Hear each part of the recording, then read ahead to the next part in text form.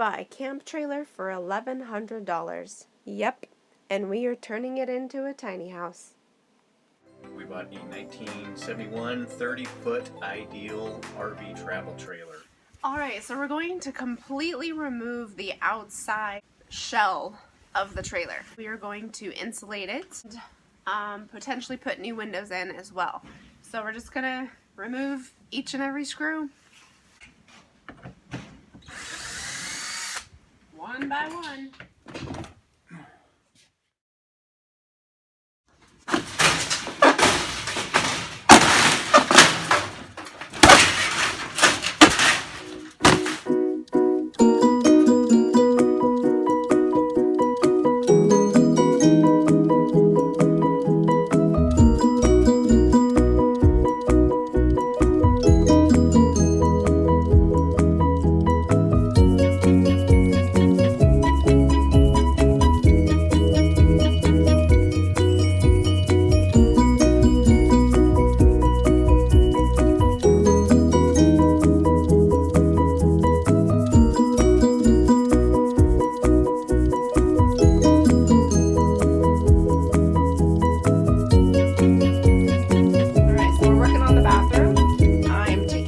Screws out of here. It's a lot of dry rot.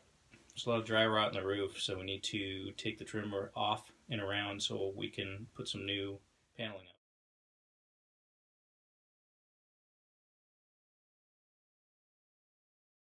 Interesting. It's so rotten that I could literally just pull the trim out of the walls. The screws are rusted. It's a good thing we're replacing it. Okay, so I was finishing up my last stripping in the bathroom. And I can handle most things, you know, rotten wood, bugs, but this was kind of gross. Yep, pretty sure that's hair. Wanted to vomit, and I'm pretty sure it's pubic hair.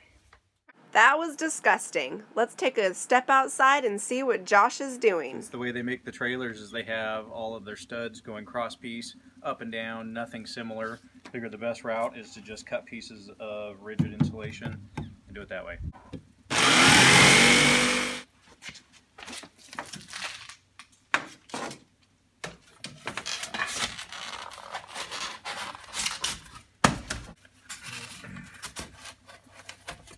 Even though the round feature looks cool, it's just so much easier to replace everything with making it square. On the top of the roof, he has created a slant roof here so that we can do some runoff on one side.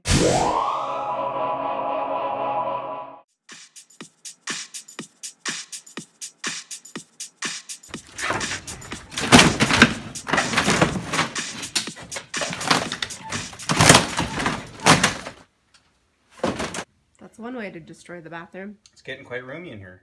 Demolition is a big, messy project. You just go for it in hopes that you don't destroy anything that you want to keep. After completely tearing out everything, we are going to redesign the layout of the bathroom. This is the outside of the trailer looking inside. The new tub and shower will go back on the left side of the bathroom. A floating sink will be installed on this wall. A storage shelf with a laundry basket will go here.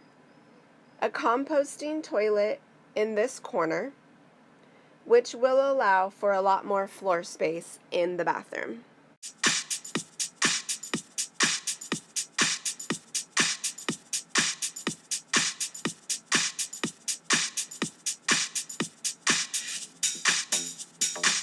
Okay, update on the tiny house. The old trailer came up and curved, and we had a lot of dry rot.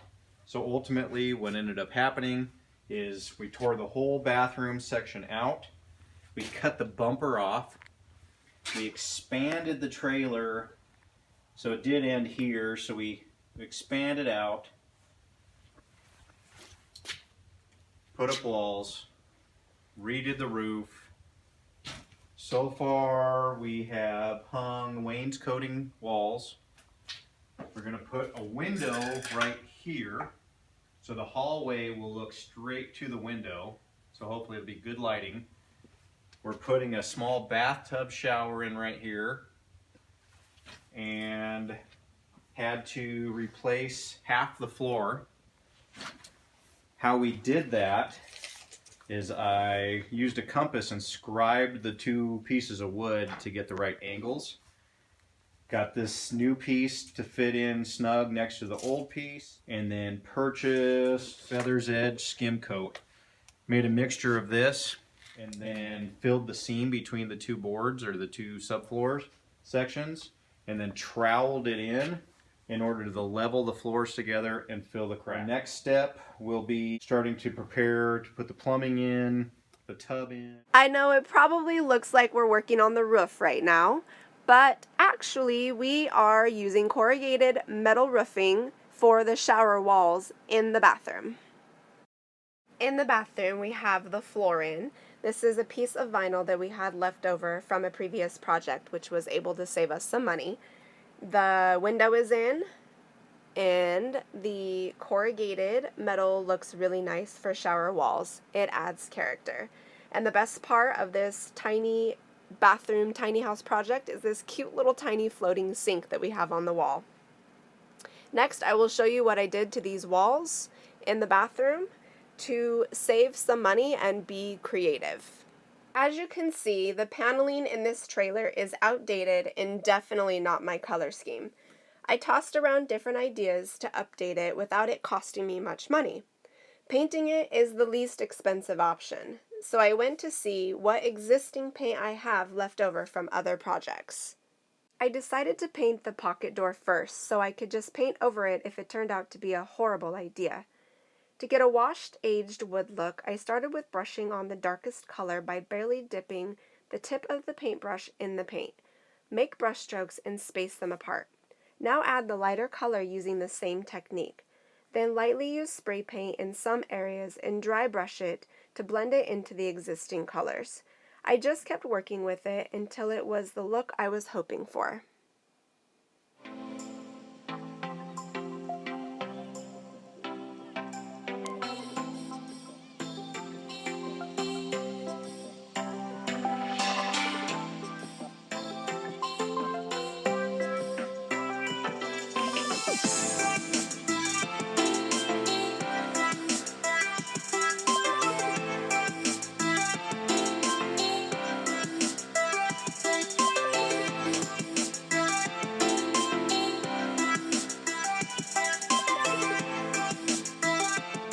If you like this video, give us a thumbs up. If you want to stay with us on this journey and get updates, please subscribe to our channel. Thanks for watching.